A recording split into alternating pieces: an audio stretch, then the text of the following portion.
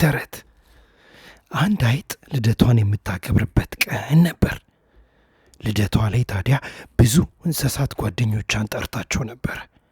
ለምሳሌ ውሻ ነበረ፣ ጥንቸል ነበረች፣ እንቁራሪት፣ ኤሊ፣ ጦጢት፣ ቤር እና ሌሎችም ብዙ እንስሳቶች ለልደቷ ጠርታቸው ነበረ።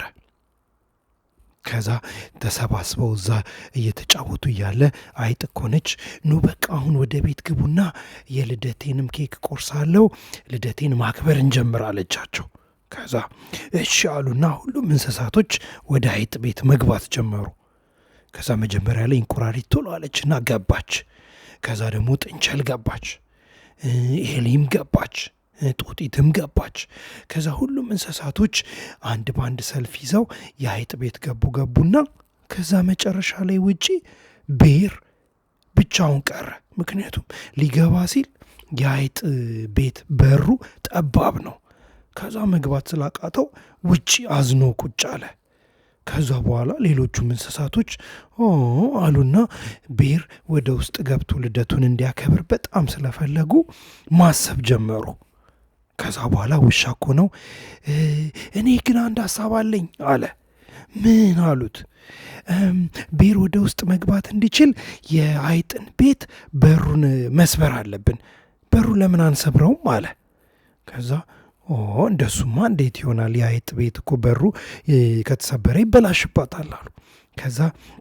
ከዛ በኋላ ደግሞ እንቁራሪት ደግሞ እኔ ግን የተሻለ ሀሳብ አለኝ አለች። ምን ብለው በጉጉት ሲጠብቁ ለምን ቤቱ ሙሉ ለሙሉ አናፈርሰውም አለች። አሉን ሌሎቹ እንስሳቶች አዘኑና አሁንም እንዴት የአይጥን ቤት እናፈርስባታለን ብለው አሰቡ።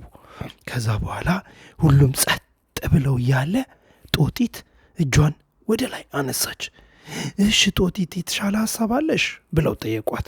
ከዛ ጦጢትም አዎ እኔ ግን እንደውም ሳስበው ለምን የአይጥን ልደት ውጭ አናከብርም? ቤር መግባት ካቃተው የአይጥን ቤት ከምናፈርስ በሩንም ከምናፈርስባት ውጪ ልደቷን ብናከብርላት ሁላችንም ደስ ይለናል አለች። ከዛ ሁሉም እንስሳቶች አንድ ላይ አጨበጨቡላት ለጦጢትዬ፣ ምክንያቱም በጣም ጥሩ ሀሳብ ስለሆነ። ከዛ አይጥ ደግሞ በቃ በጣም ጥሩ ሀሳብ ነው፣ እኔም በሀሳቡ ተስማምቻለሁ፣ በሉ የኔን የልደት ኬኬን የምናወጣ ወደ ውጭ፣ ሌሎቹንም የምንበላቸውን የምንጠጣቸውን የምንጫወትባቸውን ነገሮች ወደ ውጭ አውጥተን ውጪ እንጫወትና ልደቴንም እናክብር። ውጩ ደግሞ እኮ በጣም ነው ደስ የሚለው፣ ፀሐይ አለ፣ ሳር አለ፣ ደስ ብሎን ውጪ ልደቴን አክብረን እየተጫወትን እናሳልፋለን አለች። ከዛ ሁሉም እንስሳቶች ደስ አላቸውና ሁሉም ተባብረው ኬኩንም አወጡ፣ ሌሎች የሚበሉትን ምግቦችም አወጡ፣ መጫወቻቸውንም አወጡ። ከዛ በኋላ ውጪ ደስ ብሏቸው ቤርም ደስ ብሎት ሁሉም ደስ ብሏቸው የአይጥን ልደት አከበሩ ይባላል። ተረት መልሱ አፌን በዳቦ አብሱ።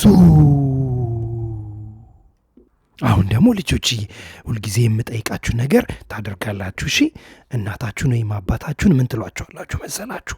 ከዚህ ተረት ስር አንድ ላይክ የምትል ትንሽዬ ጽሑፍ አለች፣ እሷን ጫን በሏት በሉልኝ። እንደገና ደግሞ ከላይክ አጠገብ ሰብስክራይብ የምትል ደግሞ ሌላ ትንሽዬ ጽሑፍ አለች፣ እሷንም ጫን በሏት ብላችሁ ለእናታችሁ ወይም ለአባታችሁ ንገሩልኝ። እሺ ምክንያቱም ሌላ ጊዜ ሌላ ተረት ይዤላችሁ ስለምመጣ እሱን መጣ ሌላ ተረት፣ የአሙቱ አባት ሌላ ተረት ይዞ መጣ ብሎ ለእናትና ለአባታችሁ ይነግሯችኋል። እንደዚህ ካረጉ እሺ በቃ አሁን ሌላ ተረት ላዘጋጅላችሁ ሄዳለሁ። በጣም ወዳችኋለሁ።